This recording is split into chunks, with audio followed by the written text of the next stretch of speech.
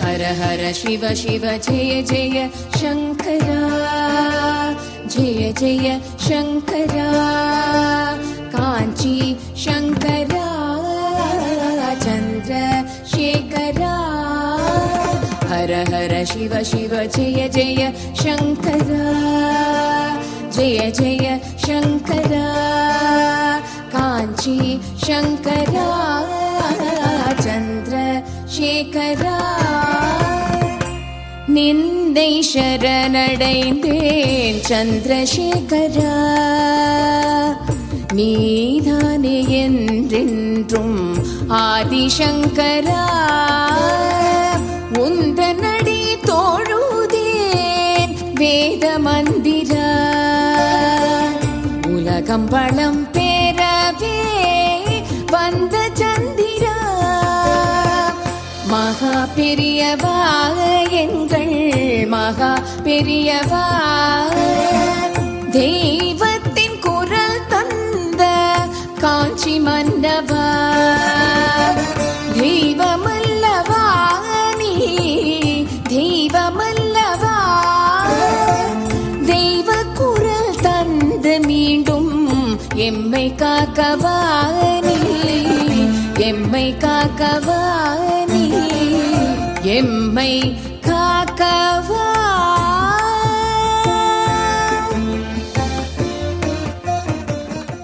ஸ்ரீ குருப்யோ நமः. ஹரஹர சங்கர, ஜெய ஜெயசங்கர.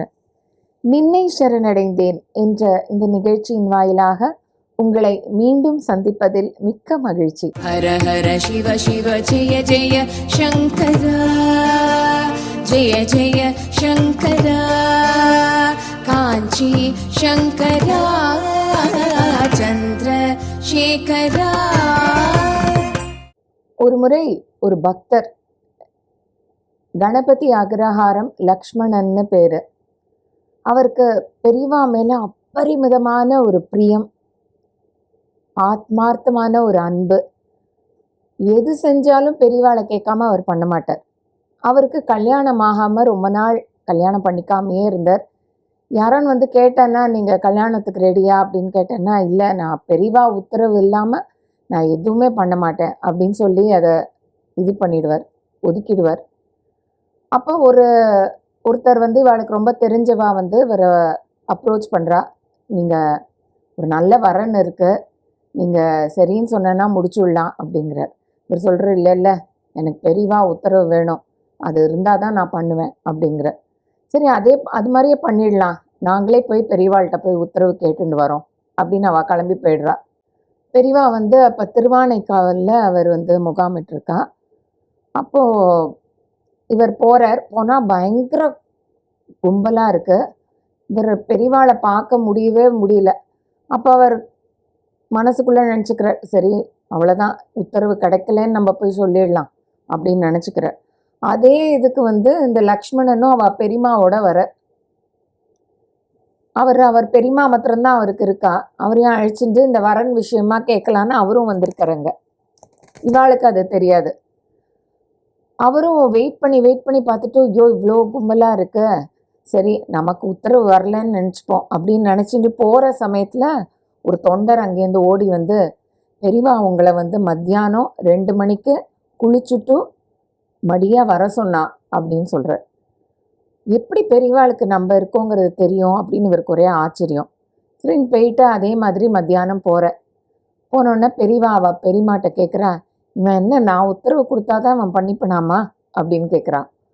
அப்போ அந்த லக்ஷ்மணன் சொல்கிறார், இல்லை பெரியவா எனக்கு வீட்டில் நிதி நிலைமெல்லாம் கொஞ்சம் ரொம்ப சிரமமாக இருக்குது, அதனால எதுக்கு இப்போ அனாவசியமாக கல்யாணத்தை பண்ணி இந்த செலவெல்லாம் என்னால் இது பண்ண முடியாது பெரியவா அப்படிங்கிற. பெரியவா சொல்கிறார், கல்யாணம் பண்ணிண்டா நல்லா உனக்கு வந்து மேலே மேலே உனக்கு அதிர்ஷ்டம் வரும்டா, நீ பண்ணிக்கோ அப்படின்னு சொல்கிறார். அப்புறமா அவனுக்கு கல்யாணமும் நடக்கிறது. அப்புறம் ஒரு நாள் பெரியவாளை தரிசனம் பண்ணலான்னு சொல்லிட்டு ஆந்திராவில் முகாமிட்டு இருக்கும்போது தன் மனைவியும் அழைச்சிட்டு போகிறார். மாற்று துணி கூட எடுத்துகிட்டு போகல, பார்த்துட்டும் வந்துடலான்னு போகிறார். ஆனால் பெரியவா என்ன சொல்கிறா, நீ இரு இங்கே இருந்து நான் சொன்னப்புறம் நீ கிளம்பு அப்படின்னு சொல்லிடுறா. பெரியவா உத்தரவு போட்டாச்சுன்னா அதுக்கு மறுபேச்சே கிடையாது. அவர் அங்கேயே தங்கி இருக்கார்.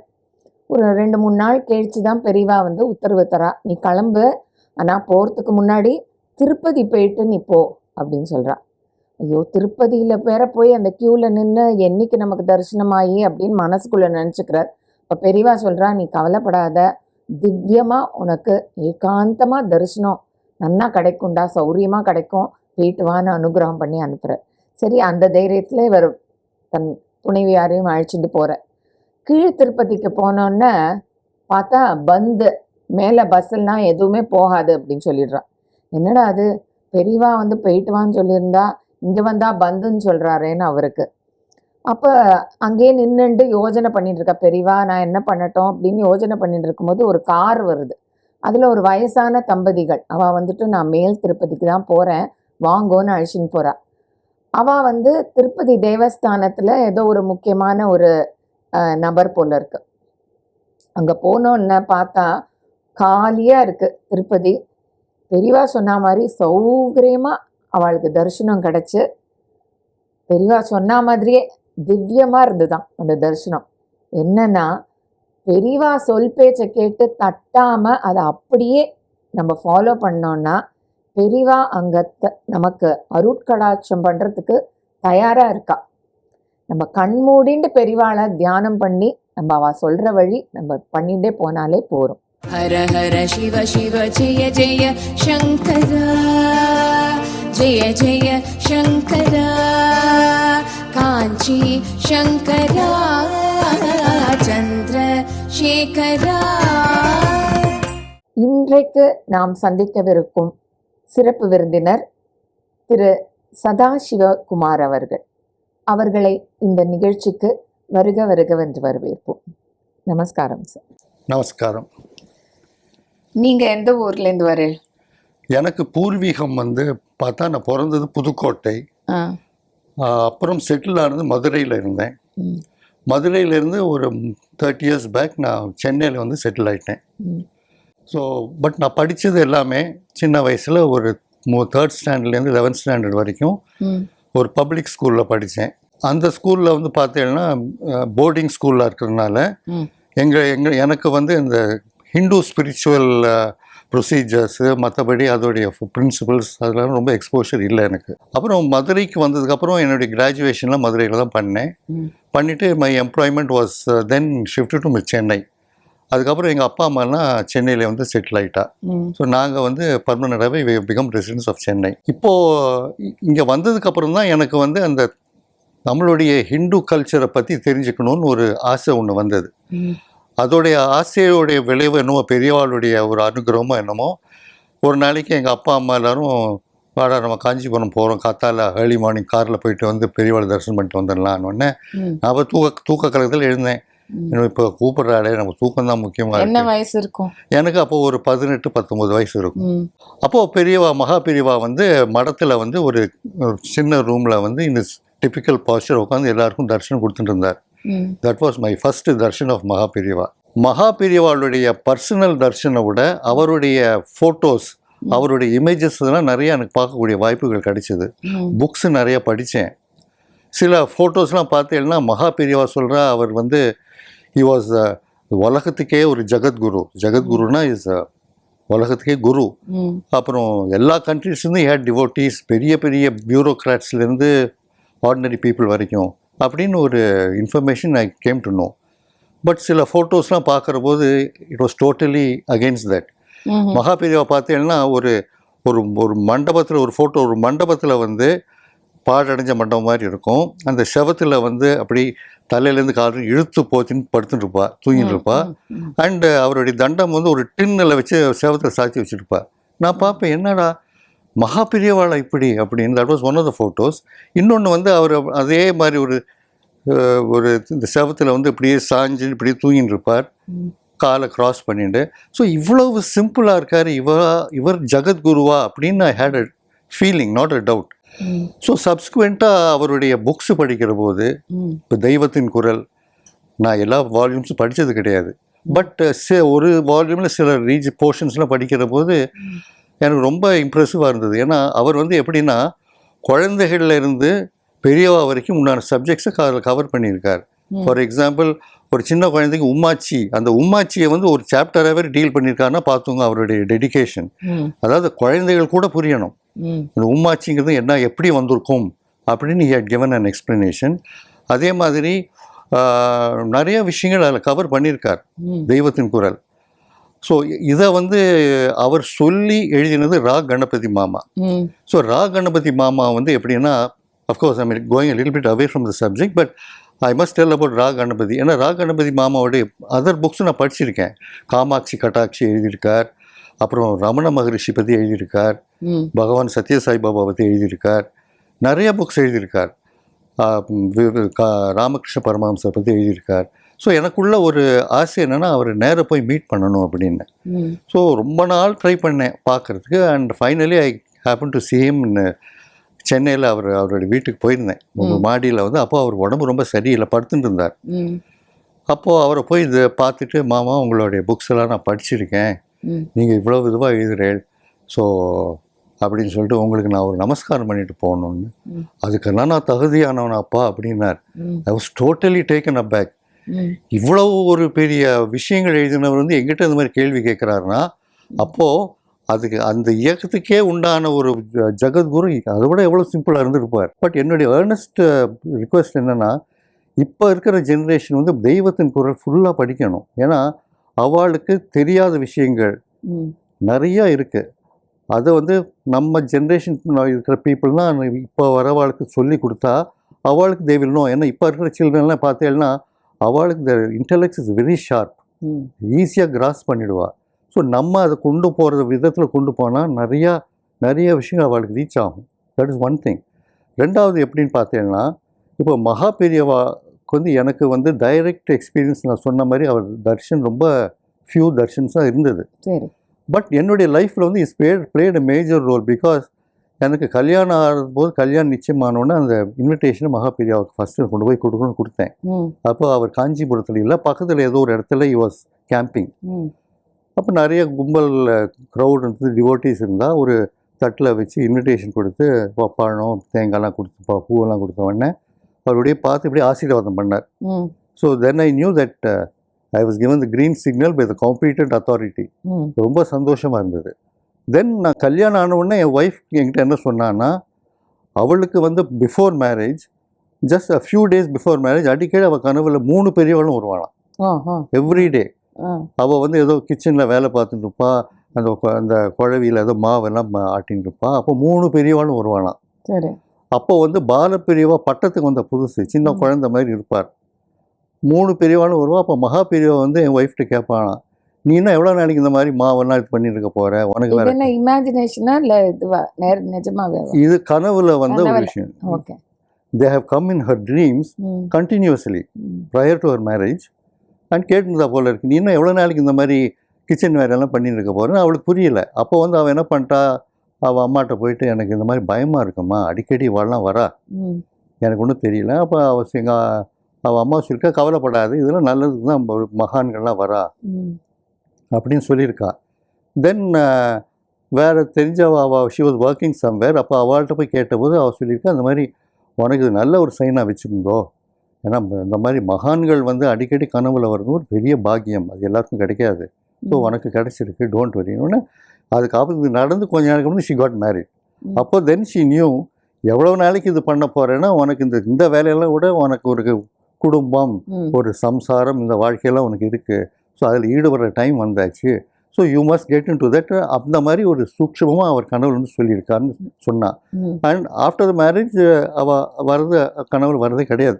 இந்த ஐ திங்க் இந்த year 2000 or 1999 N wife of course she was நல்ல டிவோட்டட் பர்சன் தான். அவள் கனவுல வந்து மகா பெரியவா வந்து உக்காந்துட்டு இந்த தாமரை பூவை வச்சுட்டு மகாலட்சுமி பூஜை இப்படி பண்ணு அப்படின்னு கனவுல வந்து he initiated her to Pooja, Mahalakshmi Pooja. அது வரைக்கும் அவளுக்கு அதெல்லாம் ஒன்றும் தெரியாது. அதுக்கப்புறம் வந்து அவளுக்கு எப்படியோ தற்செயலாக அந்த மகாலட்சுமி விக்கிரகம் கிடச்சி பூஜையெல்லாம் பண்ணி then life for us became little bit you know what ஒரு அஃப்ளூவெண்ட்டாக வந்தது, ஒரு சக்ஸஸ்ஃபுல்லாக வந்தது. ஸோ இந்த லக்ஷ்மிங்கிறது வந்து பார்த்தீங்கன்னா இந்த காமக்கோட்டி பீடத்தில் எனக்கு இந்த ஆச்சாரியாவை பார்த்ததுலேருந்து ஒரு கண்டினியூஸ் அஃபேராக வந்துட்டுருக்கு. ஃபார் எக்ஸாம்பிள் இப்போ நாங்கள் வந்து என் கல்யாணத்துக்கு முன்னாடி நாங்கள் இருந்தபோது எங்கள் ஆற்றுக்கு வந்து புது பெரியவா வந்து ஹி வாஸ் கேம்பிங் இன் சென்னை.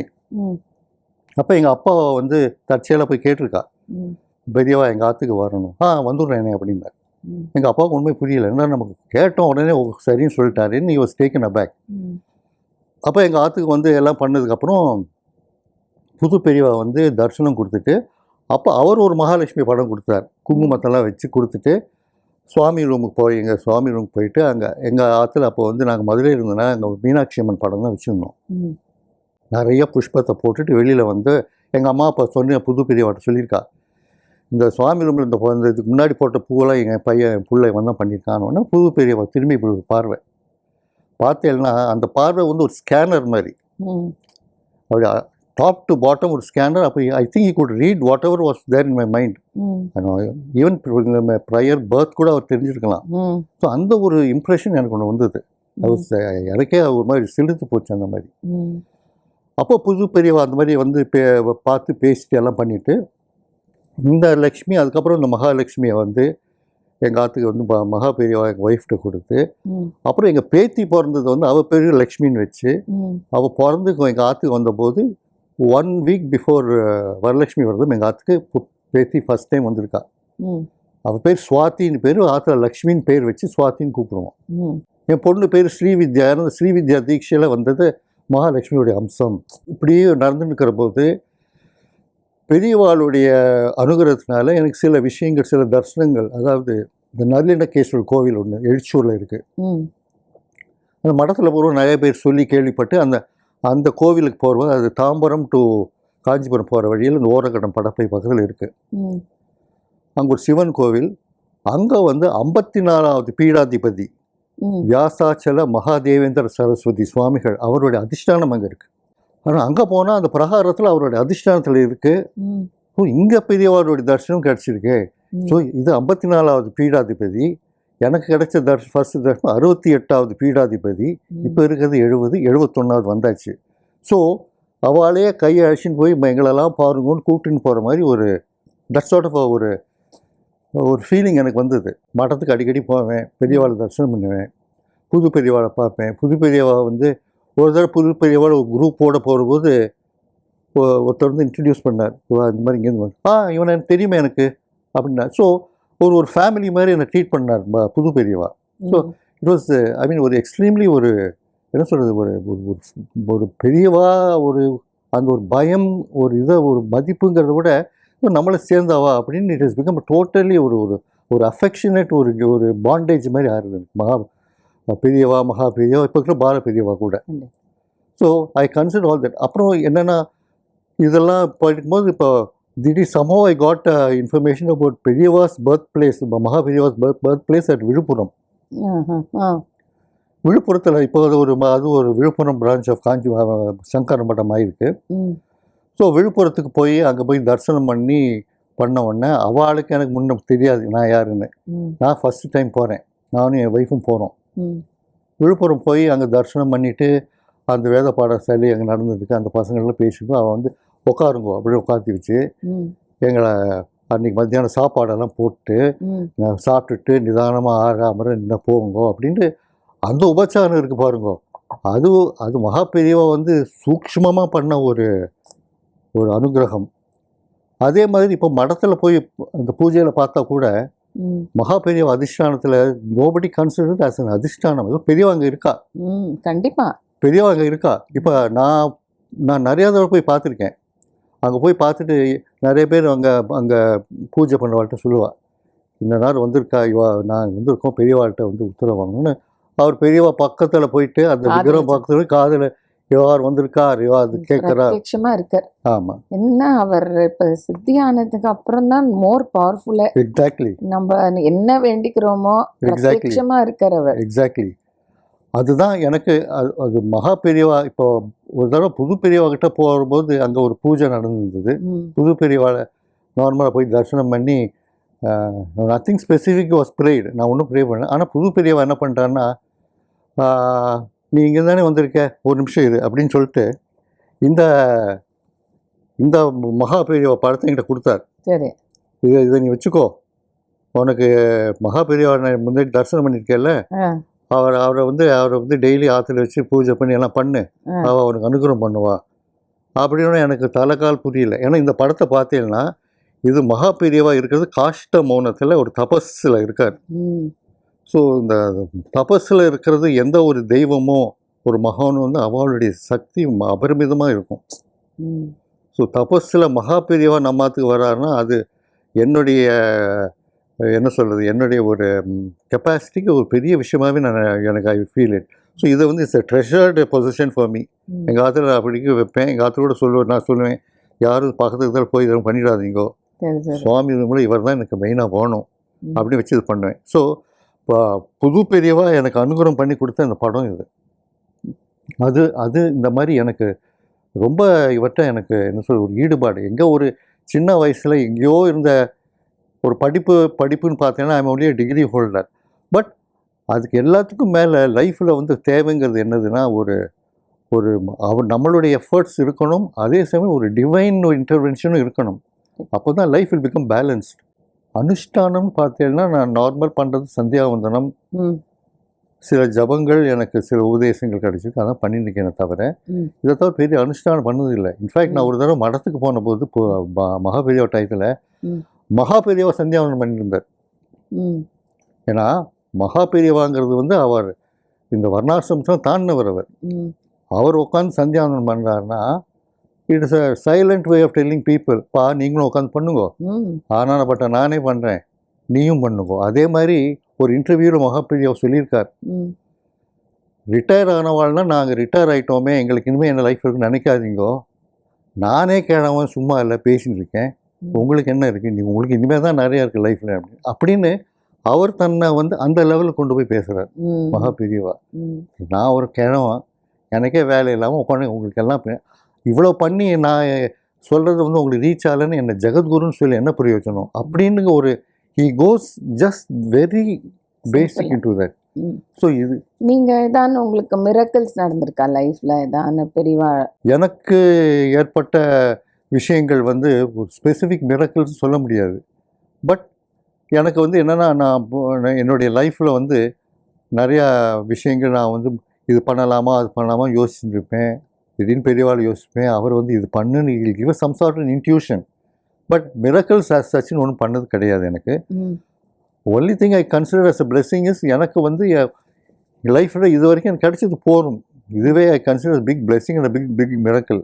இன்னும் பணம் வேணும், இன்னும் பதவி வேணும், நிறைய படிக்கணும், அதெல்லாம் போகும். இது கொடுத்தது போகும். இது வந்து கேரி ஓவர் பண்ணிட்டு நம்ம இந்த ஜென்மத்துக்கு அவர் கூட காட்டின வழிக்கு போய் நம்ம வாழணும் அப்படின்னு பண்ணதே எனக்கு ஒரு பெரிய ஒரு பிளெஸிங்காக இருந்தது. So apart from this miracles are என்னுடைய ட்ரீம்ஸில் வருதுங்கிறது எனக்கு இன்னும் நடந்தது கிடையாது. But he has shown me the way, இதுதான் உன்னுடைய லைஃபு, நான் சொன்ன மாதிரி நீ பண்ணேன்னா you will be benefitted as an individual அப்படிங்கிற ஒரு விஷயத்தில் சொன்னது தான் ஐ பீன் எனக்கு கிடச்ச ஒரு பெரிய ஒரு பிளெஸிங்காக நான் நினச்சிருக்கேன். நாங்கள் மதுரையில் இருந்தபோது புது பெரியவா ஒரு தடவை அங்கே கோவிலுக்கெல்லாம் வந்தார், மீனாட்சி அம்மன் கோவிலுக்கு வந்தார். அப்புறம் ஹி ஹட் கம் டு ஒரு சில பேர் ராத்துக்கு வந்து விஜயம் பண்ண வந்தார். அப்போது அவர் ஏர்லி மார்னிங் இருக்கும். அப்போ அவர் வாஸ் வெரி ஒரு யங் ஏஜ், நல்லா ஃபாஸ்ட்டாக நடப்பார். அவர் பின்னாடி போகிறபோது இந்த பகவத்கீதை ஒரு காப்பி எடுத்து புது பெரியவாக்கிட்ட பெரியவா ப்ளஸ் பண்ணி கொடுங்க, நீ படிப்பியாத அப்படின்னார். ப்ளஸ் பண்ணேன்னா படிக்கிறேன் பெரியவான்னு. சரி படி அப்படின்னு எடுத்து கொடுத்தார். ஸோ அவர் சொன்னதுனால என்ன பண்ணேன்னா அந்த புக்கை வந்து ஏதோ ஒரு தடவை அரை குறையாக படிச்சுக்கிச்சு எல்லாம் பண்ணி அது ஃபஸ்ட்டு ஸ்டான்ஸாக தர்மக்ஷேத்திரே குருக்ஷேத்திரே சமவேதா யூத்சவன்னு அதை வந்து கொஞ்சம் ஒரு பைஹார்ட் பண்ண ட்ரை பண்ணிட்டு இருந்தேன். ஸோ அந்த விஷயத்த கூட புது பெரியவாள்கிட்ட வந்து சப்ஸ்குவெண்ட்டாக மடத்துக்கு போனபோது ஒரு சித்தியார்த்துக்கு சில வருஷத்துக்கு முன்னாடி அவர்கிட்ட சொன்னேன். அதை ஞாபகம் வச்சுருந்தார் அவர். இவர் ரிமெம்பர் எனக்கு அப்போது வந்து இந்த இன்சிடென்ட் நடக்கும்போது எனக்கு வயசு வந்து அரௌண்டு 18-19 இருக்கும். இப்போது அவர் கேட்குற போது so many years have passed by.